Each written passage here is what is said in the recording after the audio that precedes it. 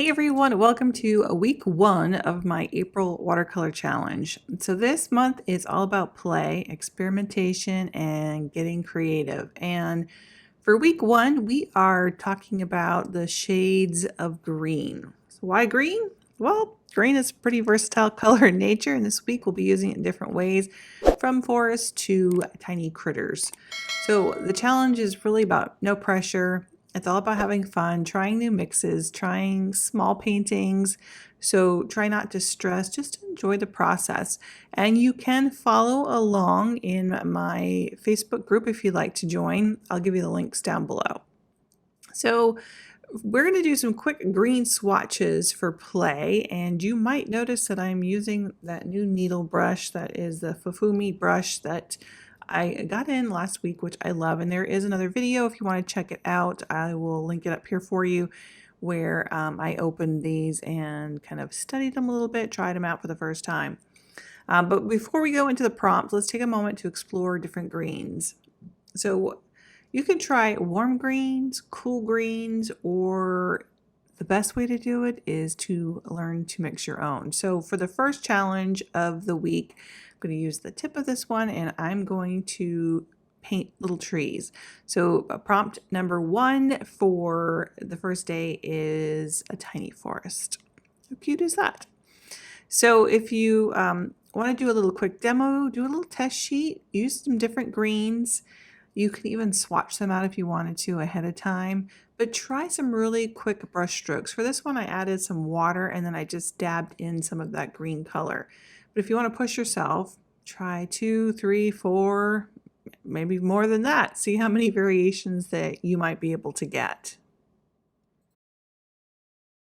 So I tried, I think 5 in total, and I tried some stronger variations of color, and then I also tried just kind of mixing the colors together by just using water and then pulling over what is next door to it.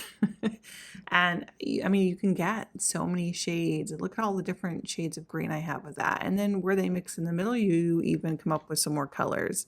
So play around with that, have fun with it, mix as many greens as you can possibly come up with. I even used a little bit of a darker value for that shadow down below and let it blend. I am using my inexpensive Amazon paper for this, and I will give you the link down below. It's a great one to practice on, but it does have a little bit of texture. Sometimes people like that, sometimes they don't. So the next one is Wildflower Meadow. Let's try this one out. A simple layering trick that you might want to try. If your flowers look flat, maybe overcrowded, or just random dots, don't worry. Try this layering technique. It's going to create some depth, some softness, and a little bit more natural flowing meadow. And remember, when you're doing this is about play. This is not about perfection. So you can kind of place them all over the place without a plan, almost like a confetti meadow. And you can group like little clusters together, just fill in the gaps, use a bigger brush if you want to create some details in the foreground. I just added some grass to this one, tried some different greens, and I tried to splatter with my new needle tip brush, but it's not very good for splattering, I found out. At least not the smaller one. Adding a little bit more splatters with a different brush, a bigger brush. And then I decided for the background, you don't need to have it super detailed.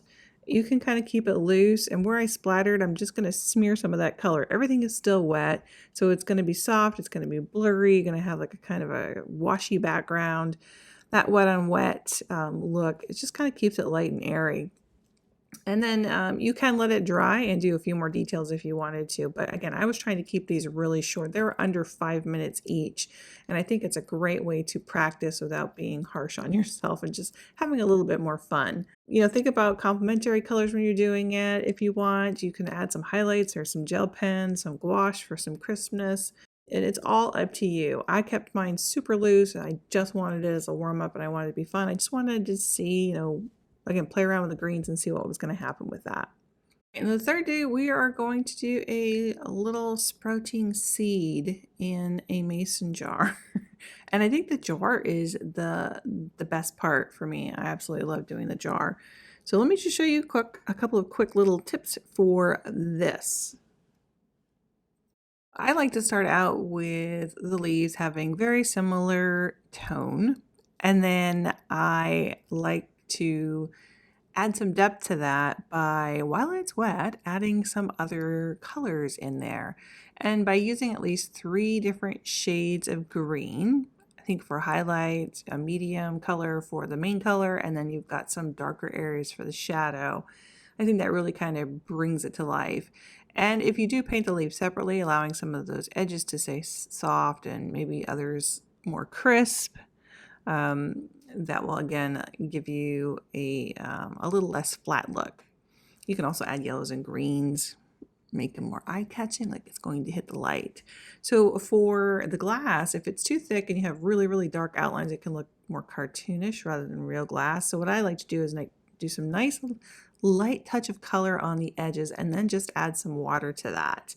And some of those areas you could just leave completely bare. And then for a little gentle reflection, I let some of that bleed up into there. I added some soil on the bottom again with a couple different colors of browns, some darker values. And I probably could have played with this a little bit longer. I did give it a little bit of a shadow underneath, but once it dried, I realized I probably could have put a couple more dark lines in around the edge of that mason jar up at the top. Another cool thing would be to add some salt to that to give it some texture in where that soil area is. Just a little thought for you.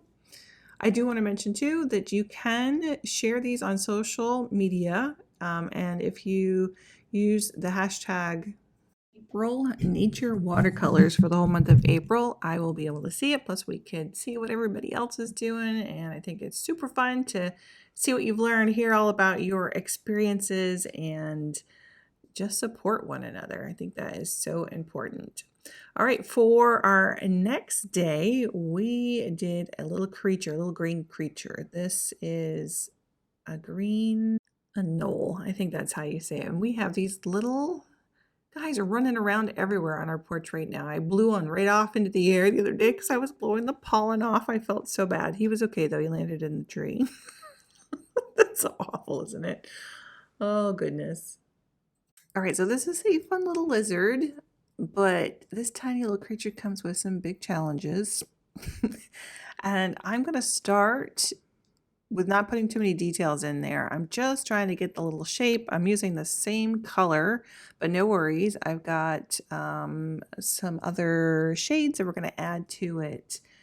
I did have a little stumble block here on the little feet. I was like, how many little fingers do they have? How many toes? Toes, fingers, I don't know what they are. Claws, but they have 5, just like us, little people. So we've got his little leg. I give him a little muscle back there.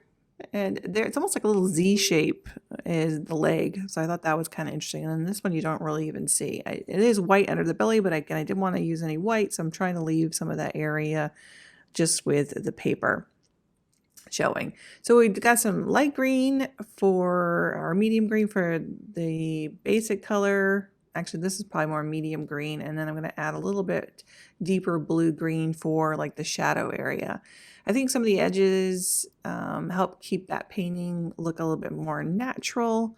You can soften it. Adding that warm and yellow kind of in the greens suggests almost like sunlight hitting them.